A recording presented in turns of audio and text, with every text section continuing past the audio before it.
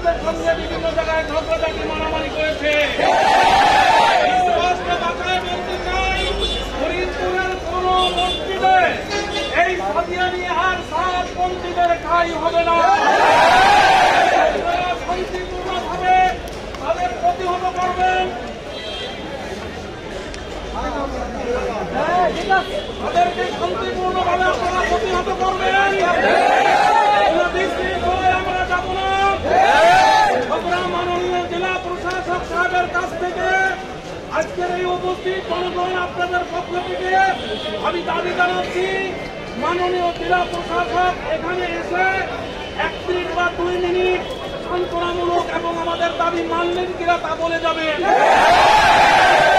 মাননীয় জেলা প্রশাসক সাহেব অবশ্যই আপনাদের সামনে এসে আমাদের দাবি দেওয়ার ব্যাপারে ফরিদপুরে সাদিয়ানীদের কোনো কার্যকলাপ চলবে না এই কথা জেলা প্রশাসক সাহেব ঘোষণা দিবেন।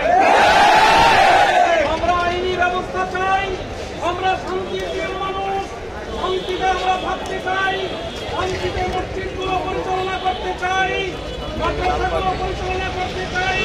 এখানে যদি সাদিয়ানীরা আবারও বিশৃঙ্খলা করতে চায় তাদের কালো হাত ভেঙে দূরে দেয়। পরিষ্কার বলছি, আমাদের ফরিদপুরে আমরা সকলে ঐক্যবদ্ধ আছি। ফরিদপুর শহরের 450 মসজিদ এবং ফরিদপুর জেলার কয়েক হাজার মসজিদ, এই প্রত্যেকটা মসজিদের ইমাম, মুয়াজ্জিন, মসজিদ কমিটির সভাপতি, সেক্রেটারি সহ শান্তিপ্রিয় মুসল্লিগণ প্রত্যেকেই তৎপর থাকবেন। সাতপন্থীরা কোনো অবস্থাতেই যেন মসজিদে কোনো কার্যকলাপ করতে না।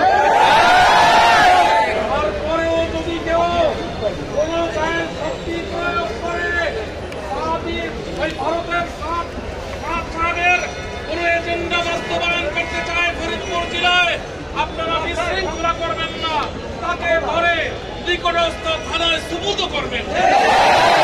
কোন অবস্থাতেই আইন হাতে তুলে নেওয়া যাবে না, আইন হাতে তুলে নেব না। মুসলিম আমার নবীর আদর্শ, যেরকম ইসকন চট্টগ্রামে চিন্ময়কে গ্রেপ্তার করার পরে সেখানে সাইফুল ইসলাম আলিফকে হত্যা করেছে। আমরা কিন্তু একটি স্বাধীন সার্বভৌম দেশে বসবাস করি, আমরা তার প্রতিবাদ করি নাই, আমরা তার বিরুদ্ধে, তার এই কার্যকলাপের বিরুদ্ধে আমরা অশান্তি সৃষ্টি করি নাই। আমরা শান্ত রয়েছি, আমরা আইনি প্রক্রিয়ায় তার বিচার চেয়েছি।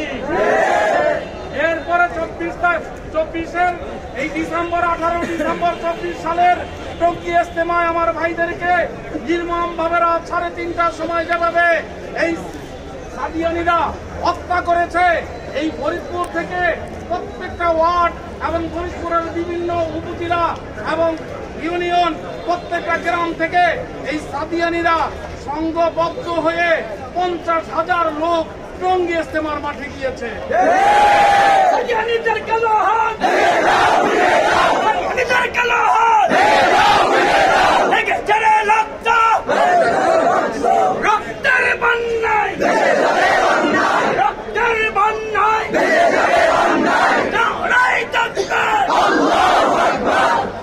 এই সাদিয়ানী বাহিনী এরা 2018 সালে টঙ্গীর ইজতেমায় যেভাবে রক্তাক্ত করেছে আমার ভাইদেরকে খুন করে, এই 2024 সালে এরা আবার রক্তাক্ত করলো। ওদের দ্বিতীয় পরিকল্পনা হলো বাংলাদেশের সমস্ত জায়গায়, সমস্ত মসজিদগুলোতে তারা বিশৃঙ্খলা করে এটাই প্রমাণ করতে চায় বাংলাদেশে যাতে বিশ্ব ইজতেমা না হয়।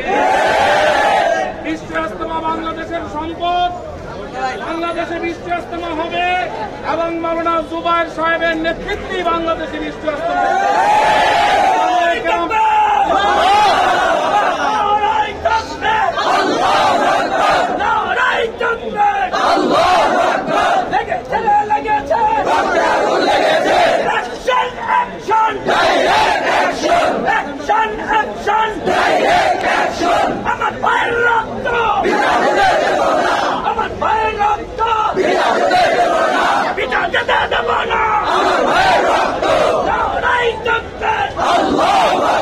সাদিয়ানীদের কালো হাত